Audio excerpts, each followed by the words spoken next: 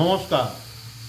এই 16 মে হরহারিণী কালিকা পূজা, অমাবস্যা পূর্ণিমা প্রতি মাসেই পড়ে, কিন্তু এই 16 মে বিশেষ দিন, মানে এক বিরাট যোগ, মহাযোগ যেটাকে বলা হয়।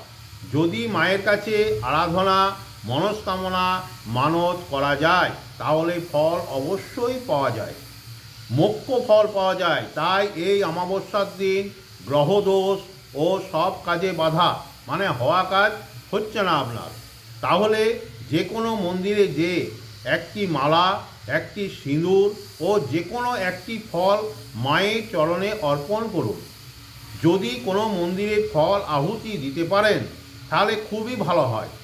আর একটি কথা, যে ফলটি আহুতি দিবেন বা অর্পণ করবেন সেই ফলটি 1 বছর খাবেন না, মানে খাওয়া যায় না। ফল আপনি নিশ্চিত পাবেন, মা খালি হাতে ফেরাবে না, এইটুকু জেনে রাখুন। ফল আপনাদের নিশ্চিত হবে। এই চ্যানেলটি যদি ভালো লেগে থাকে, সাবস্ক্রাইব, শেয়ার, লাইক অবশ্যই করে দেবেন। নমস্কার।